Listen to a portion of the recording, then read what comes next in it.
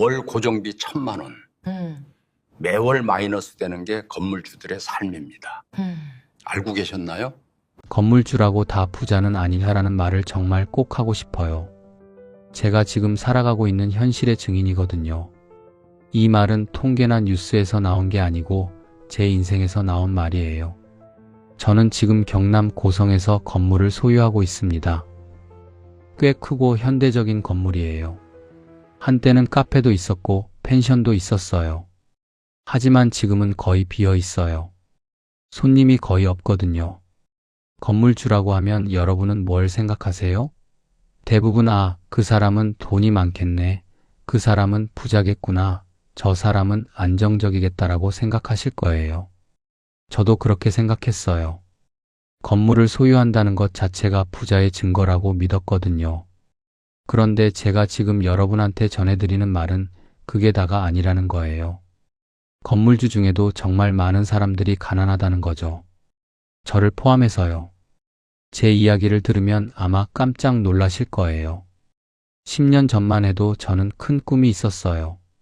산속에서 조용하게 카페를 하고 펜션도 운영하면서 사람들과 만나고 따뜻한 삶을 살고 싶었어요.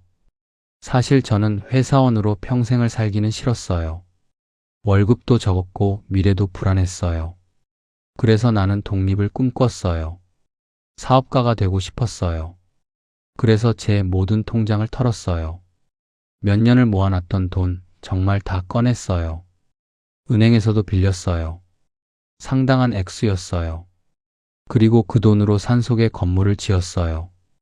이 건물이 제 꿈의 터전이 될 거라고 정말 믿었어요. 이 건물이 나를 부자로 만들어줄 거라고요. 처음엔 정말 좋았어요. 사람들이 정말 많이 왔어요. 라이브 카페가 한창 유행하던 시절이었거든요. 2012년부터 2015년 정도였을 것 같아요. 사람들은 밖으로 나가고 싶어 했어요. 친구들을 만나고 라이브 음악도 듣고 분위기를 즐기고 싶어 했어요. 제 건물도 그 유행에 타기 시작했어요. 매달 수백만 원이 들어왔어요.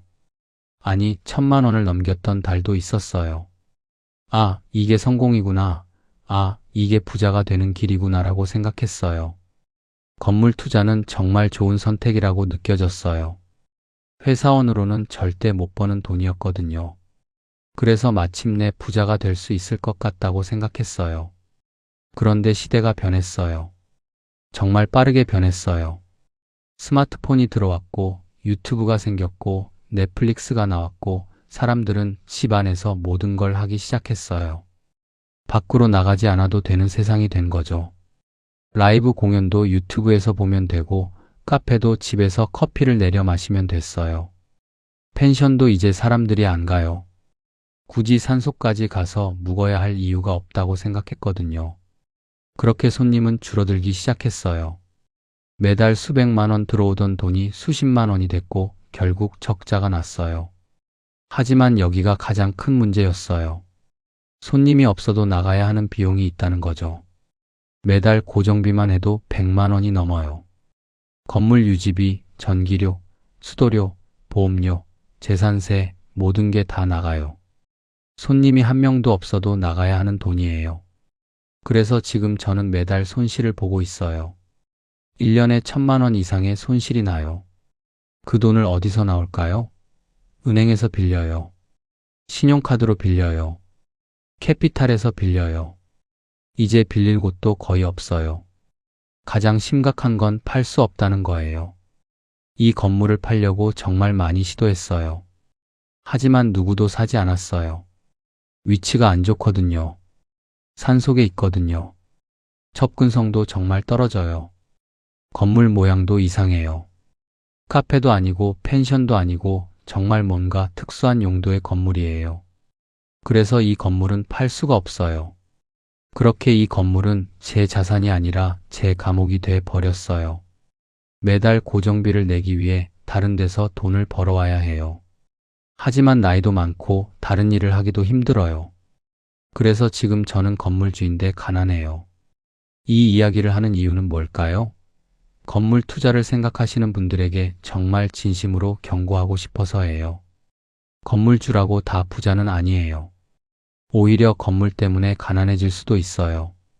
위치도 정말 중요하고 시대 변화도 봐야 하고 미래도 예측해야 해요. 그리고 최악의 경우까지 생각해 봐야 해요. 저는 이 모든 걸 놓쳤어요. 그래서 지금 가난해요. 건물주인데도요. 제 이야기가 여러분들에게 도움이 되길 바래요. 제 실수가 여러분들의 교훈이 되길 바래요. 여러분은 건물주라고 하면 뭘 생각하세요? 정말 궁금해요. 대부분 그 사람은 돈이 많겠네. 그 사람은 부자겠구나. 저 사람은 안정적이겠다. 이렇게 생각하실 거예요. 저도 정확히 그렇게 생각했어요. 건물을 소유한다는 것 자체가 부자의 증거라고 믿었거든요. 부자들은 다 건물을 가지고 있다고 생각했어요. 그런데 제가 지금 여러분한테 전해드리는 말은 그게 다가 아니라는 거예요. 건물주 중에도 정말 많은 사람들이 가난하다는 거죠. 저는 그걸 봐요. TV에서, 뉴스에서, 그리고 제 주변에서요. 저를 포함해서요. 저는 지금 건물을 소유하고 있지만 가난해요. 정말 이상한 얘기죠? 건물주인데 가난하다니. 하지만 이게 현실이에요. 저는 경남 고성에서 건물을 소유하고 있어요. 꽤 크고 현대적인 건물이에요. 건축할 때 상당한 투자가 들어갔어요. 설계도 좋았고 인테리어도 괜찮았어요. 한때는 이 건물에 카페도 있었고 펜션도 있었어요. 분위기도 좋았어요. 하지만 지금은 거의 비어 있어요. 손님이 거의 없거든요. 주말에 가끔 누군가 오는 정도예요. 그뿐이에요. 건물주라고 하면 뭔가 돈이 자동으로 들어올 것 같잖아요. 월세 받고 이자 받고 수익이 계속 쌓일 것 같아요. 하지만 현실은 정반대였어요. 이 건물 때문에 저는 매달 돈을 잃고 있어요. 꾸준히 계속해서 멈추지 않고 돈을 잃고 있어요. 제가 얼마나 잃고 있는지 아세요? 매달 적자가 나요. 1년에 1,000만 원 이상 손실이 나요. 1년에 1,000만 원이에요. 제 통장에 있던 돈이 계속 나가고 있어요. 이게 무슨 자산이에요? 이건 그냥 짐이에요. 정말 무거운 짐이 계속 저를 짓누르고 있어요. 저는 이 짐에서 벗어날 수 없어요. 신용카드로 빌리고, 은행에서 빌리고, 캐피탈에서 빌려요. 건물주인데 매달 돈을 빌려서 살고 있어요. 이게 가능한 일인가요? 네, 가능해요. 저한테 말이죠. 제 통장을 들여다보면 어떻게 될까요? 빨간 숫자만 있어요. 계속 빨간 숫자만요. 매달 손실, 매달 손해, 매달 적자. 이게 건물주의 삶이에요. 적어도 저한테는요. 제가 이런 말을 하는 건 여러분들이 제 실수를 반복하지 않으면 좋겠어서예요. 건물주라고 다 부자는 아니라는 걸 아셨으면 좋겠어요. 건물을 가진 것과 돈을 버는 것은 완전히 다른 거라는 걸요. 사실 저도 처음엔 그걸 몰랐어요. 아니, 몰랐다기보다는 믿지 않았어요. 나는 다를 거야. 나는 건물을 잘 운영할 거야. 나는 부자가 될 거야. 이렇게 생각했어요. 얼마나 어리석은 생각이었는지. 저는 회사원으로 평생을 살고 싶지 않았어요. 월급도 적었고 미래도 불안했거든요. 그래서 저는 독립을 꿈꿨어요. 사업가가 되고 싶었어요. 그리고 그 꿈을 좇아서 모든 걸 쏟아부었어요. 지금부터 저의 이야기를 들어보세요. 제가 어떻게 건물주가 됐고 어떻게 가난해졌는지를요. 그 과정에서 제가 놓친 게 뭔지, 제 실수가 뭔지 함께 보시면 좋겠어요. 건물 투자를 생각하시는 분들이라면 특히 더요. 제 이야기가 여러분들에게 도움이 되길 바래요. 제 실수가 여러분들의 교훈이 되길 바래요. 그리고 제처럼 망하는 사람들이 줄어들었으면 좋겠어요. 건물주라고 다 부자는 아니에요. 저는 그 증거입니다. 저는 지금 환갑이 훨씬 넘은 나이예요. 근데 10년 전 50대 초반이었을 때 정말 큰 결정을 했어요. 그게 바로 건물을 짓기로 한 거죠. 그때 저는 뭘 생각했을까요? 이대로는 안 된다는 생각이었어요. 제 인생이 이대로는 안 된다고 생각했어요. 회사원으로 월급 받으면서 살기는 너무 막막했거든요. 평생 월급쟁이로 살 수는 없다는 생각이 자꾸 들었어요. 아침에 눈 뜨면 회사 생각이 나고 저녁에 집에 가면 또 내일 회사 생각이 나고 주말도 월요일이 무서워서 즐길 수 없었어요. 그때는 부동산 투자 열풍이 한창이었어요. 정말 어디서나 그 얘기를 들었어요. 부동산이 최고의 자산이다. 건물주가 되면 걱정 없다. 집 하나쯤은 꼭 소유해야 한다. 그런 얘기들을 자주 들었어요. TV에서도 나왔고 신문에서도 봤고 주변 사람들도 그렇게 말했어요. 그래서 저도 자연스럽게 생각했어요. 그래, 나도 건물주가 되면 내 인생이 바뀔 거야. 그런데 문제가 있었어요. 정말 큰 문제였어요. 저는 돈이 없었어요. 통장에 차곡차곡 모은 돈이 몇 천만 원대였어요. 건물을 지으려면 그건 턱없이 부족했죠. 건물을 지으려면 억대의 돈이 필요했어요. 근데 저는 결심했어요. 정말 굳은 결심이었어요. 이 기회를 놓치면 안 된다. 이제 결단해야 한다. 내가 건물주가 될 때가 지금이다. 이런 생각을 했어요. 그래서 제가 한 일은 뭘까요? 통장을 다 털었어요. 정말 다 털었어요. 몇 년을 모아놓은 돈, 그게 정말 다 나갔어요. 제 저축, 제 보험금, 제 여유금, 모든 게 다 들어갔어요. 그리고도 부족했어요. 그 다음은 은행 문을 두드렸어요. 보증금도 있고 일정한 수입도 있었으니까 대출이 될 거라고 생각했어요. 다행히 은행에서 대출을 해줬어요. 꽤 큰 금액이었어요. 수천만 원대였어요. 정확히 기억이 안 나지만 아마 5천만 원대였을 거예요. 그렇게 돈이 준비됐어요. 통장에 들어온 돈을 보고 정말 신났어요. 이제 건물을 지을 수 있겠다. 이제 내 꿈을 현실로 만들 수 있겠다. 이런 생각을 했어요. 저는 건설회사에 연락했어요. 산속에 건물을 지어야 한다고요. 카페도 들어갈 수 있고 펜션도 들어갈 수 있는 건물을 지어달라고요. 저는 큰 계획이 있었어요. 건설이 끝나면 카페를 하면서 손님들을 모으고 펜션도 운영해서 추가 수익을 올리고 그렇게 하면 충분히 성공할 거라고 생각했어요. 건설회사는 저의 계획을 물었어요. 수익성은 어떻게 되는지, 손님은 얼마나 기대하는지, 경쟁사는 얼마나 있는지 이런 것들을 물었어요. 근데 저는 뭐라고 답했을까요? 그냥 부자들이 다 한다고 해서 하는 건데 수익성까지 따질 필요가 있나? 라고 생각했어요. 아니, 정확히는 그런 심각한 질문들을 자세히 고려하지 않았어요. 지으면 손님이 당연히 올 거야. 위치도 괜찮으니까. 인테리어도 좋으니까. 그럼 손님이 올 거야. 지금 생각해보니 정말 어리석었어요. 그때 제가 해야 할 일들이 있었어요. 시장 조사, 경쟁사 분석, 손님 수 예측, 수익성 계산, 이런 것들이요. 근데 저는 그 아무것도 하지 않았어요. 그냥 부자들이 다 건물을 가지니까 나도 지으면 돼. 성공한 사람들이 다 건물 소유자니까 나도 하면 되라는 식으로 생각했어요. 건물 공사는 꽤 오래 걸렸어요. 몇 개월이 걸렸어요. 제 기억으로는 거의 반년 가까이 걸렸던 것 같아요. 그동안 저는 매일 현장을 갔어요. 벽돌이 쌓이고 천장이 올라오고 창문이 달렸어요. 계단도 올라가고 난간도 생기고 도장도 칠해졌어요. 볼 때마다 제 마음은 설레었어요. 정말 짜릿했어요. 아, 이제 나도 건물주가 되는구나. 이 건물이 나를 부자로 만들어줄 거야. 내 인생이 이제 바뀌겠구나. 이런 생각을 자꾸 했어요. 가족들도 저의 꿈을 응원했어요. 아내도 좋아. 이게 성공하면 우리 인생이 정말 바뀔 텐데라고 말했어요. 자식들도 아버지 화이팅이라고 응원했어요. 모두가 이 건물이 성공할 거라고 믿었어요. 건설비는 자꾸만 늘어났어요. 이것도 필요하고 저것도 필요하다고 건설회사에서 자꾸 추가 공사를 권했어요. 에어컨 시스템도 더 좋은 걸로 해야 한다고 했고, 바닥재도 더 좋은 걸로 해야 한다고 했고, 인테리어도 더 신경 써야 한다고 했어요. 저는 돈이 들어가지만 그냥 했어요.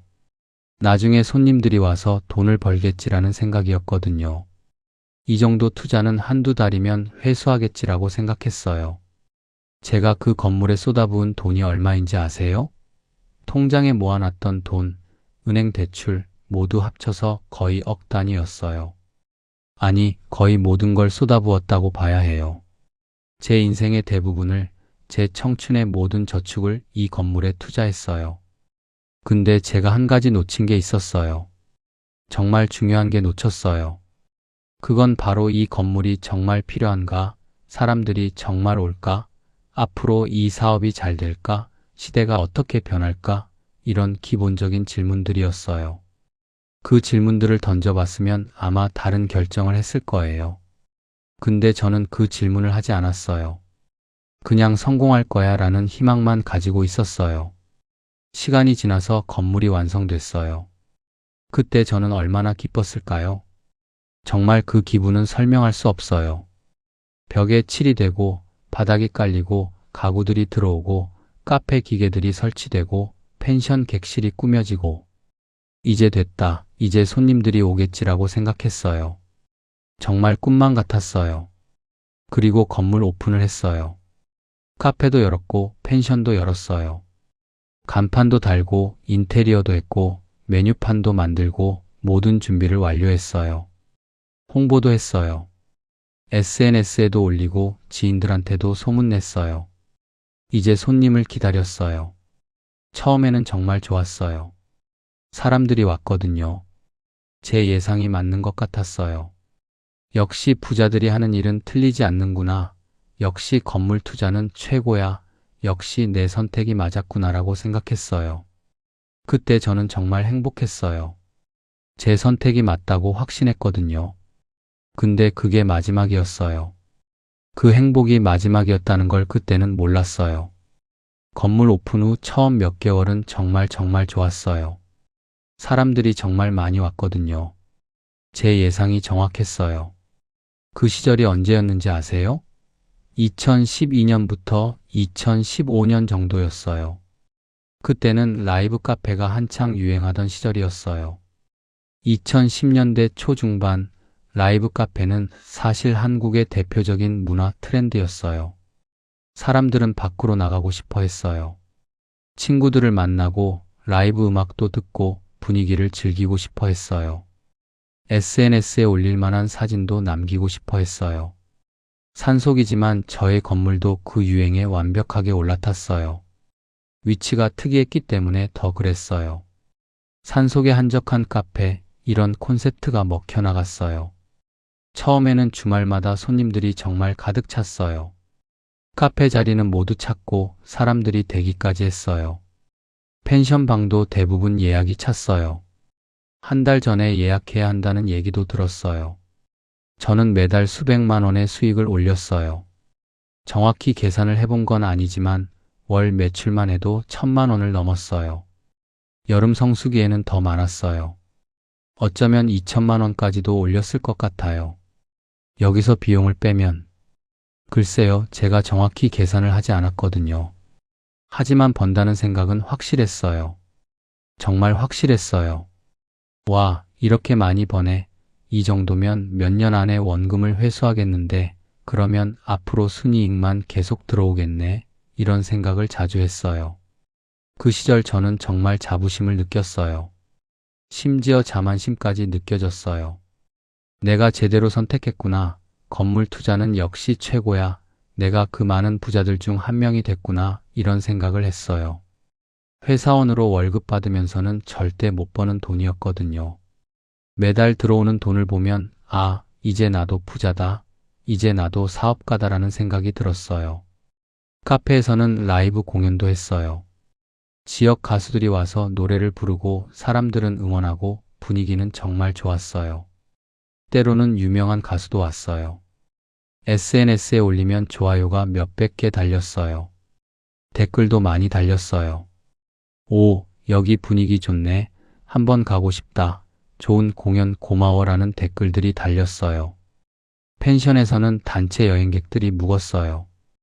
기업 워크숍, 친구들 모임, 가족 여행, 이런 목적의 손님들이 많았어요.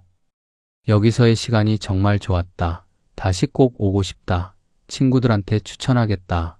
이런 말씀을 하시는 손님들도 있었어요. 제 건물은 그렇게 나름 성공적인 사업장이 돼 있었어요.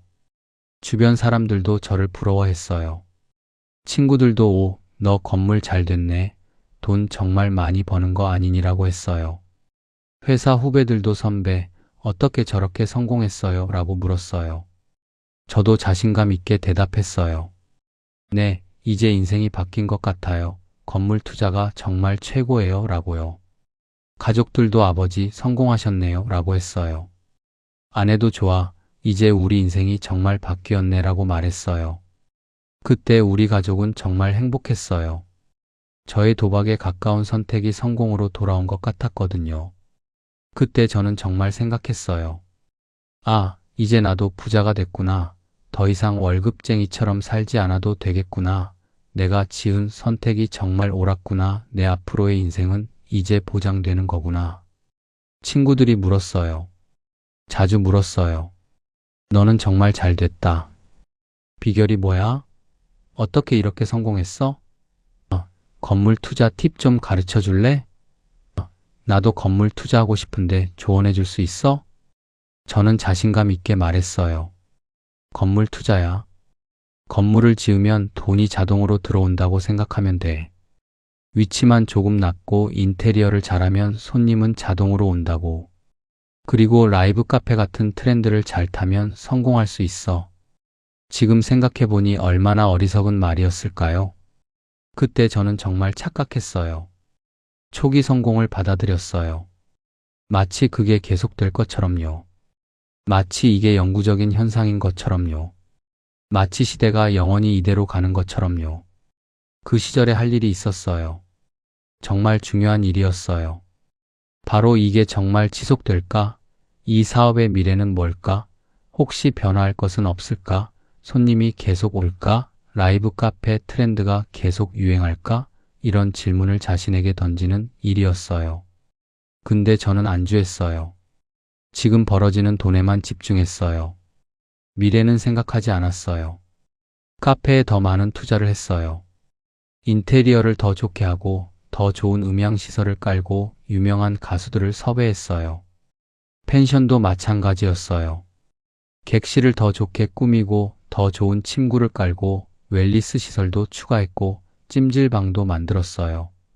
손님들이 더 좋아할 거야 라고 생각했거든요.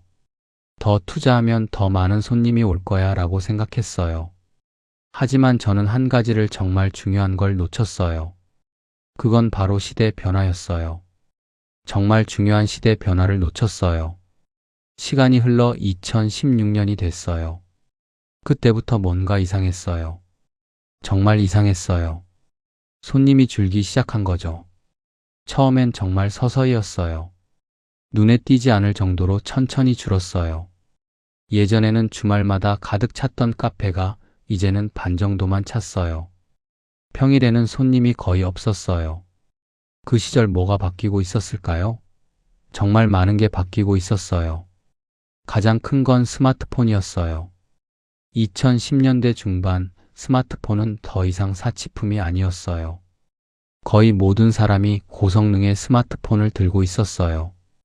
아이폰, 갤럭시, 안드로이드 폰 모두가 좋은 스마트폰을 가지고 있었어요. 유튜브도 확산됐어요. 2014년부터 본격적으로 한국에서도 유튜브 이용자가 늘어났어요. 사람들은 유튜브에서 뮤직비디오도 보고 라이브 공연 영상도 봤어요. 심지어는 라이브 카페의 공연 영상도 유튜브에 올려져 있었어요. 그래서 사람들은 굳이 산속까지 가서 카페에 가야 하나? 라고 생각하기 시작한 거죠. 넷플릭스도 한국에 들어왔어요. 2015년 11월이었어요. 한국에서 넷플릭스 서비스가 시작됐어요. 아, 이제 집에서도 좋은 영상물을 볼 수 있겠네라고 사람들은 생각했어요. 영화도 드라마도 다큐멘터리도 집에서 편하게 볼 수 있게 된 거죠. 그 외에도 이커머스가 발전했어요. 쿠팡도 급성장했고 아마존도 있었고 우리나라 쇼핑몰들도 있었어요. 배달의 민족, 요기요 같은 배달 앱도 빠르게 성장했어요. 사람들은 굳이 밖에 나가서 물건을 사야 하나? 집에서 주문하면 내일 오는데? 라고 생각했어요. 밥도 집에서 배달받아 먹을 수 있게 됐어요. 외출의 필요성이 점점 줄어들고 있었던 거죠. 사람들의 라이프 스타일이 완전히 바뀌고 있었어요. 그리고 저는 그걸 못 본 거예요. 아니, 못 본 게 아니라 무시했던 것 같아요. 이건 일시적이겠지라고 생각했거든요. 처음엔 요즘 날씨가 안 좋아서 손님이 적은가 봐, 겨울이라서 사람들이 밖에 안 나가는 가봐라고 생각했어요. 평일이 비는 건 자연스러웠어요. 카페야 원래 주말에 손님이 많잖아요. 하지만 주말도 손님이 점점 줄어들었어요. 정말 꾸준히 줄어들었어요. 저는 그제야 불안해했어요. 뭔가 이상한데? 뭔가 크게 잘못되고 있는 건 아닐까? 내 사업이 실패하고 있는 건 아닐까? 라고 생각했어요. 급하게 대책을 세웠어요. 카페에 더 많은 음악 장비를 들였어요. 스피커도 더 좋은 걸로 바꾸고 마이크도 추가했어요. 유명한 가수들을 더 자주 섭외했어요. 손님이 다시 올 거야. 이건 일시적이겠지. 라이브 카페 트렌드가 다시 올라올 거야 라고 생각했거든요. 광고도 더 많이 했어요.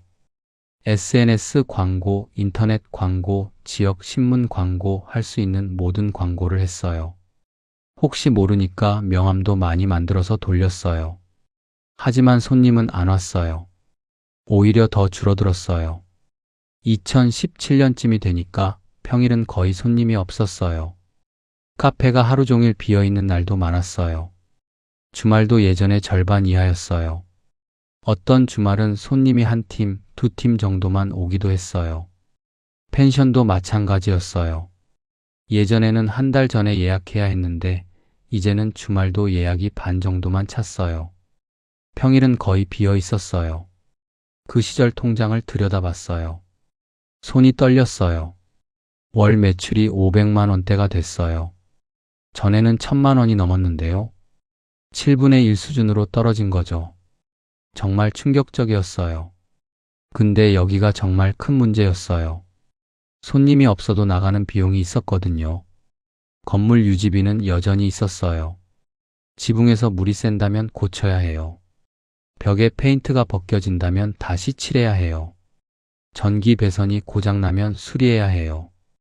건물은 계속 유지비를 요구했어요. 직원 급여도 있었어요.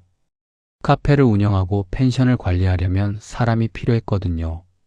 물론 저도 일했어요. 거의 모든 일을 제가 했어요. 아침에 일어나서 펜션을 청소하고 카페를 정리하고 손님을 응대했어요. 밤에는 펜션 손님들을 응대했어요. 그런데도 직원이 필요했어요. 가스비, 전기료, 수도료, 인터넷, 보험, 세금 모든 게 다 있었어요. 건물을 소유한다는 것은 이 모든 비용을 내야 한다는 뜻이었어요. 그해 처음으로 적자를 봤어요. 1년에 처음으로 손실을 본 거죠. 통장에 저축금이 있었던 덕분에 버텼어요. 하지만 통장에 남은 돈은 빠르게 줄어들고 있었어요. 저는 그제야 깨달았어요. 뭔가 크게 잘못됐다. 내 사업이 정말 문제가 있다. 이 상황을 벗어나야 한다고요. 하지만 그건 이미 너무 늦었어요. 적자가 나기 시작하자 저는 통장을 꼼꼼히 들여다보기 시작했어요. 처음으로 진정하게 숫자를 들여다본 거죠. 더 이상 외면할 수 없었거든요.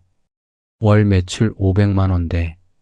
이 숫자를 보면서 정말 한숨이 나왔어요.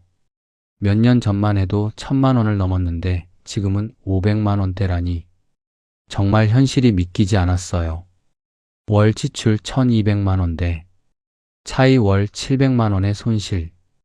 월 700만 원을 계속 잃고 있다는 뜻이에요. 1년이면 8400만 원의 손실이 나는 거네요. 정말 큰 충격이었어요. 제가 뭐를 놓친 건지 알고 싶어서 지출을 세분화했어요. 정확하게 계산해 보려고 했어요. 이렇게 합치면 월 1100만 원대의 고정비가 나왔어요. 하지만 들어오는 돈은 500만 원대였어요. 계산이 맞지 않았어요. 이건 사업이 아니라 손실 기계였어요. 돈을 자동으로 태우는 기계였어요. 저는 그제야 깨달았어요. 내가 모아놨던 돈과 은행 대출로 쏟아부은 모든 돈이 이 건물에 들어갔구나. 그리고 이제 매달 손실이 나고 있구나. 이걸 언제까지 버틸 수 있을까? 이렇게 가면 돈이 나중엔 바닥날 거야. 이런 생각들을 했어요. 정말 깊은 절망이 밀려왔어요. 밤잠을 못 이루기도 했어요. 한밤중에 눈을 떠서 천장을 바라보며 생각했어요. 내가 뭘 한 거야? 왜 이렇게 됐어? 내가 뭘 잘못한 거야? 급하게 대책을 세웠어요. 뭔가라도 해야 했어요. 손실을 줄여야 했어요. 첫 번째 직원을 줄여보자. 청소 직원 한 명을 해고했어요. 정말 어려운 결정이었어요. 그 사람도 살아야 하는데 돈이 없으니까 갈 수 없었어요. 월급을 못 줄 상황이 되려고 했거든요. 제가 직접 청소했어요. 나이 들어서 하는 청소는 정말 힘들었어요.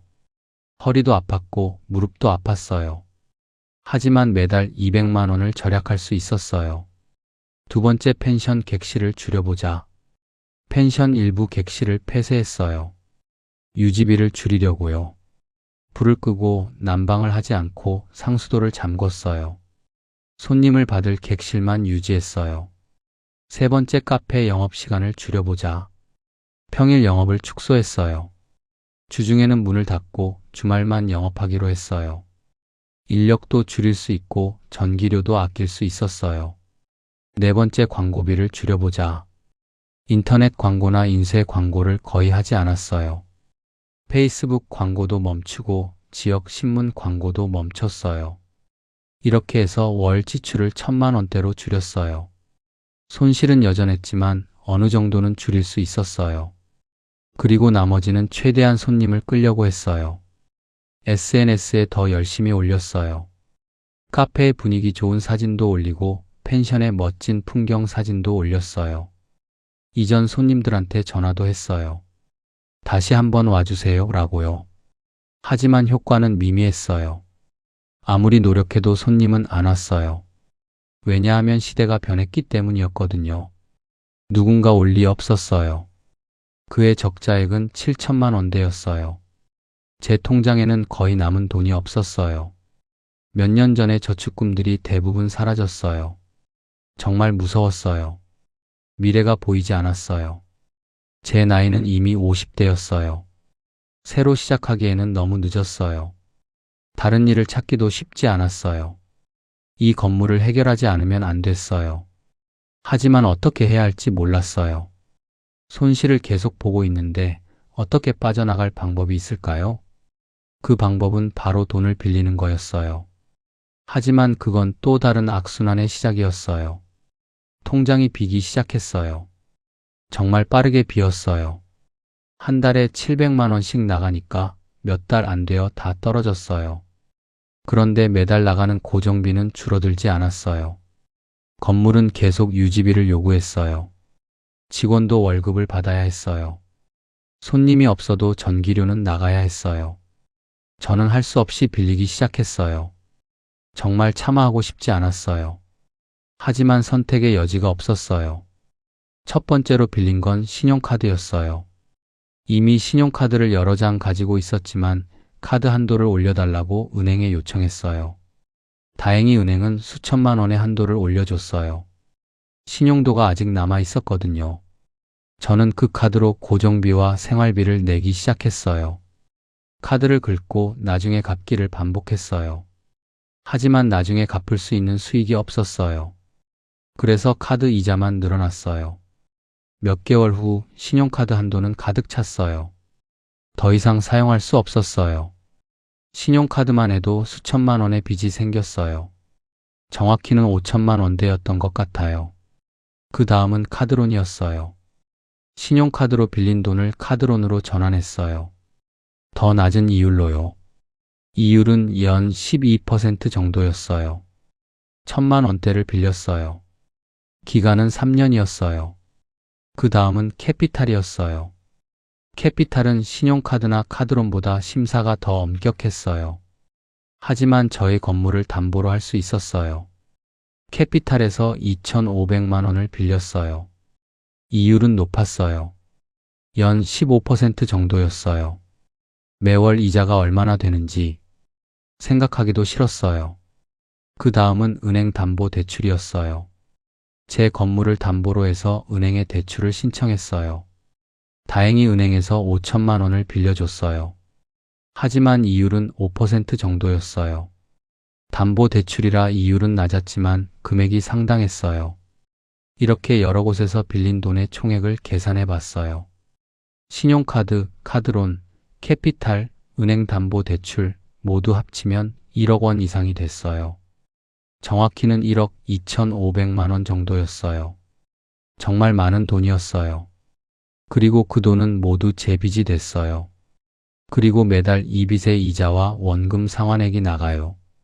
월 회차금만 해도 500만 원대였어요. 어떤 달은 600만 원까지 나가기도 했어요. 그래서 지금 제 통장에서 나가는 돈은 이자 및 원금 상환 500만 원, 총 2,100만 원. 근데 들어오는 돈은 500만 원대예요. 어떤 달은 300만 원 되기도 해요. 월 1,600만 원의 손실이 나는 거죠. 어때요? 미친 상황 아닌가요? 그래서 저는 계속 빌려야 해요. 새로운 신용카드를 만들거나 카드론을 또 빌리거나 돈을 빌려주는 사람한테서 돌려받거나요. 가족이나 친구들한테 빌릴 수도 있었어요. 하지만 그건 못했어요. 너무 창피했거든요. 그리고 그들도 돈이 많지 않았거든요. 이건 악순환이에요. 정말 빠져나갈 수 없는 악순환이에요.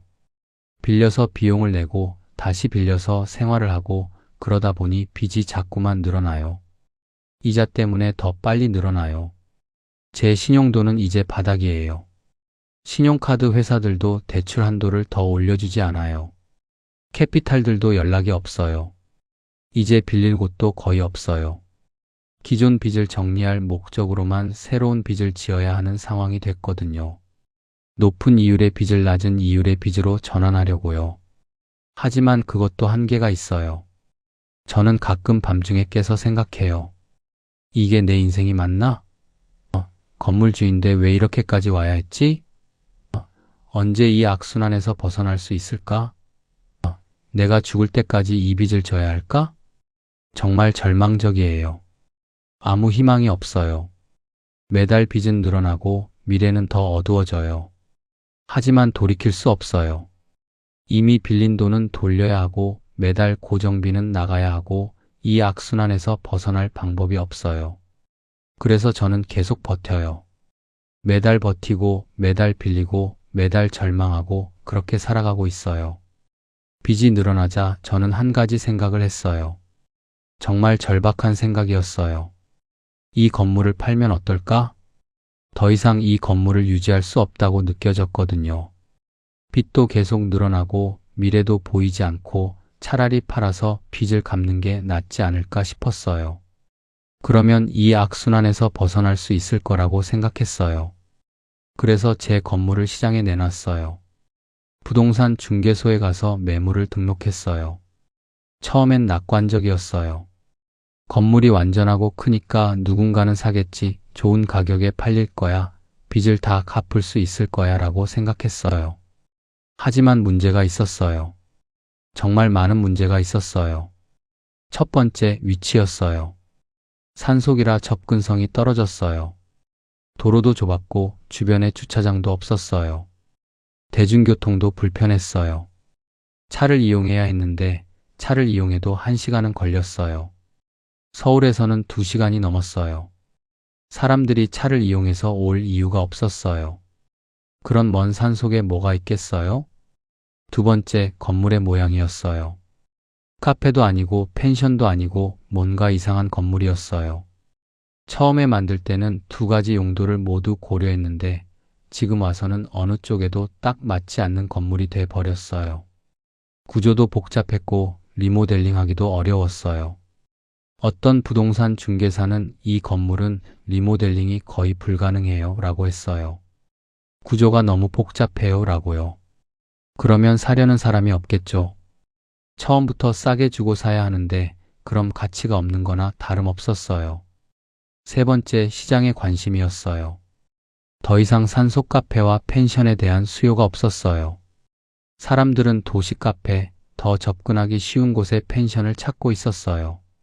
트렌드도 바뀌어서 산속의 한적한 카페라는 콘셉트도 이제는 먹히지 않았어요. 처음 제시 가격은 5억 원대였어요. 제가 건설할 때 쓴 비용이 거의 그 정도였거든요. 그게 합리적인 가격이라고 생각했어요. 아니, 할 수 있으면 더 받고 싶었어요. 하지만 아무도 관심이 없었어요. 며칠이 지나도 주가 지나도 전화가 없었어요. 부동산 중개소에서도 연락이 없네요 라고 했어요. 3개월 후 가격을 4억 원대로 내렸어요. 50%를 깎은 거예요. 그래도 아무도 안 봤어요. 6개월 후 가격을 3억 원대로 내렸어요. 또 33%를 깎은 거예요. 여전히 사는 사람이 없었어요. 1년 후 가격을 2억 원대로 내렸어요. 원래 가격의 40% 수준이에요. 정말 절망적이었어요. 결국 저는 1억 원대까지 내렸어요. 원래 가격의 20% 수준이에요. 하지만 그래도 사는 사람이 없었어요. 그 시점에서 저는 깨달았어요. 이 건물은 팔 수 없다는 걸요. 왜냐하면 이 건물을 사려는 사람이 없기 때문이에요. 건설 가격보다 훨씬 낮은 가격으로도 안 팔려요. 누군가 와서 둘러보고 가기도 했지만 가격을 깎으라거나 더 나은 조건을 제시했어요. 근데 제 상황에서는 그조차도 못해줄 상황이었어요. 가끔은 완전히 이상한 제시도 들었어요. 그냥 주세요. 대신에 빚을 제가 떠맡을게요 라고 하는 사람도 있었어요. 얼마나 절망적인 제시였어요. 그리고 만약 제가 무리해서 1억 원에라도 팔면 어떻게 될까요? 제가 빌린 빚이 1억 2,500만 원 이상이에요. 건물을 팔아도 빚을 다 갚을 수 없다는 얘기죠. 오히려 빚이 남아요. 2,500만 원 이상이 남아요. 그래서 저는 이 건물을 팔 수 없어요. 팔아도 빚이 남기 때문이죠. 그리고 빚이 남으면 은행에서 나중에 추심할 거예요. 그래서 더 악순환이 되는 거죠. 이 건물은 더 이상 제 자산이 아니에요. 오히려 제 짐이에요. 아니, 감옥이에요. 제가 하루 24시간 365일 이 건물 때문에 고통받고 있어요. 꿈에서도 이 건물을 봐요. 밤중에 눈을 떠도 이 건물 생각이 나요. 아침에 눈을 떠도 이 건물을 어떻게 할까 생각해요. 저는 이 건물과 함께 죽을 수도 있어요. 이 건물을 남겨두고 죽으면 제 가족들이 이 빚을 물려받을 거예요. 다른 사람한테 물려주는 게 아니라 제 가족들한테 고통을 물려주는 거죠. 그게 가장 무서워요. 제 선택이 제 가족들을 고통스럽게 하고 있다는 거요. 지금 제 일상은 어떻게 될까요? 정말 궁금할 거예요. 건물주라고 하는 사람이 어떻게 사는지 매일 아침 눈을 떠요.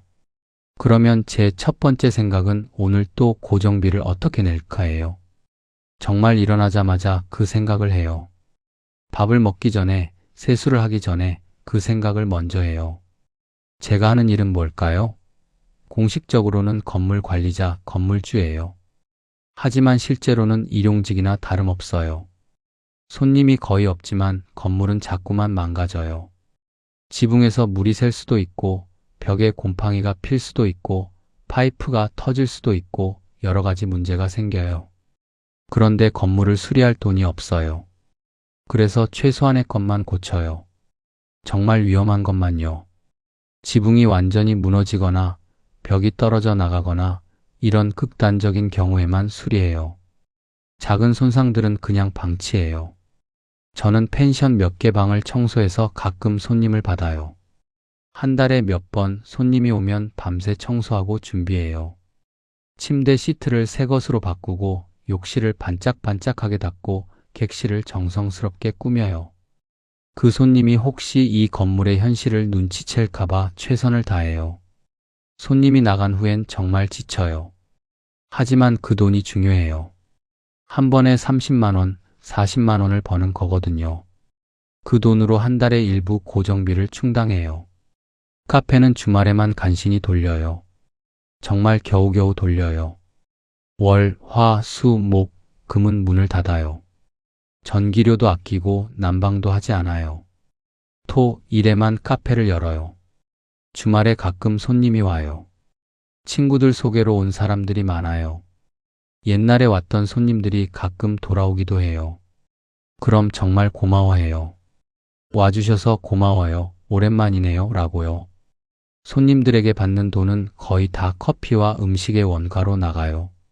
남는 건 거의 없어요. 그래도 괜찮아요. 손님과의 대화 자체가 좋거든요. 그들이 나를 기억해주고 찾아와 주는 것 자체가 위로가 돼요. 제 나이는 이미 60을 넘었어요. 이제는 젊지 않아요.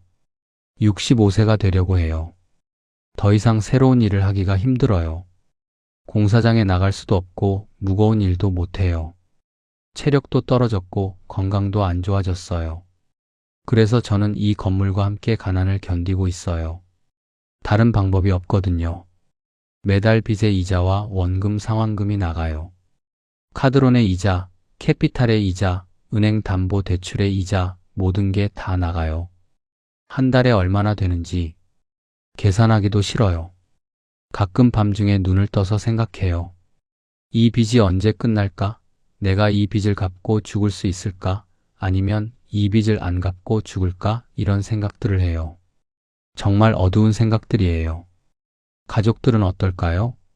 아내는 저를 원망하지 않아요. 하지만 제 선택 때문에 가족이 고생하는 게 보여요. 아내도 일을 해야 해요. 제 월급만으로는 안 되거든요. 아내가 파트타임을 해서 가족의 생활비를 충당하고 있어요. 자식들도 형편이 없어서 못 도와줄 상황이에요. 오히려 자신들이 도와주려고 하다가 포기했어요. 아버지, 우리가 돈이 없어서 미안해요 라고 해요. 그 말이 가장 힘들어요. 제 자식들한테서 그런 말을 들으면 정말 가슴이 아파요. 주변 사람들은 뭐라고 할까요? 표면적으로는 그 사람 건물주잖아 라고 생각해요.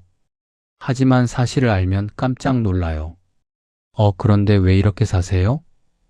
건물주라는데 왜? 저도 웃음만 짓죠. 웃음이 나오지 않지만 웃어야 해요. 그래, 건물주인데 가난하지 뭐라고요. 농담 같지만 진짜 현실이에요. 제 이야기를 하는 건 다른 사람들이 제 실수를 반복했으면 좋겠어서예요. 정말 진심으로요. 건물을 지을 때 가장 중요한 건 뭘까요? 정말 중요한 건 위치예요. 정말 사람들이 찾는 위치인가요? 앞으로도 계속 찾을까요? 10년 뒤, 20년 뒤에도 사람들이 올까요? 그 다음은 미래 예측이에요. 이 사업이 10년 뒤에도 유행할까요? 20년 뒤는? 30년 뒤는? 사회가 어떻게 변할까요? 기술이 어떻게 발전할까요? 사람들의 라이프 스타일은? 그 다음은 현실적인 수익성 계산이에요. 손님이 정말 올까요? 월간 손님 수는 몇 명일까요? 계절별로 어떻게 달라질까요? 매달 수익은 얼마일까요? 고정비는 얼마나 될까요? 1년에 벌 수 있는 돈은? 5년에는? 10년에는? 이 모든 걸 따져봐야 해요. 정말 꼼꼼하대요. 엑셀 시트를 만들어서 계산해 봐야 해요. 다양한 시나리오를 만들어 봐야 해요. 그리고 가장 중요한 건 최악의 경우를 생각해 봐야 해요. 만약 손님이 안 오면 어떻게 할까? 그러면 몇 년을 버틸 수 있을까? 빚을 갚을 수 있을까? 이 건물을 팔 수 있을까? 저는 이 모든 걸 하지 않았어요. 그래서 지금 이 지경이 됐어요. 제 건물은 팔 수도 없고 포기할 수도 없고 그냥 매달 돈을 잃으면서 유지해야 해요. 건물주인데 가난한 이유가 바로 이거예요. 만약 건물 투자를 생각하고 있다면 정말 한 번 더 생각해 보세요. 아니, 10번 더 생각해 보세요. 정말 이 위치가 좋은가? 정말 손님이 올까? 정말 이 사업이 미래가 있을까? 정말 이 투자가 필요한가? 그리고 최악의 경우를 생각해 보세요. 만약 이 사업이 실패하면 어떻게 할까? 나는 몇 년을 버틸 수 있을까? 가족은 어떻게 될까? 내 노후는? 저는 이 질문들을 하지 않았어요. 그리고 지금 후회하고 있어요. 매달 후회하고 있어요. 밤마다 후회하고 있어요. 하지만 돌이킬 수 없어요. 이 건물은 제 것이고 제가 책임져야 해요. 이 빚도 제 것이고 제가 갚아야 해요. 제 나머지 인생을 아마 15년에서 20년을 이 건물과 빚 때문에 고통받으면서 살아야 할 거예요. 은퇴 후에도요. 노후에도요. 그리고 아마 이 빚을 다 갚지 못하고 죽을 수도 있어요. 건물주라고 다 부자는 아니에요. 저는 그 증거입니다. 건물을 가졌지만 가난해요. 매달 돈을 빌려서 살고 있어요. 건물주인데도요. 제 이야기가 여러분들에게 도움이 되길 바래요. 제 실수가 여러분들의 교훈이 되길 바래요. 그리고 쟤처럼 망하는 사람들이 줄어들었으면 정말 좋겠어요. 정말 진심으로 바래요.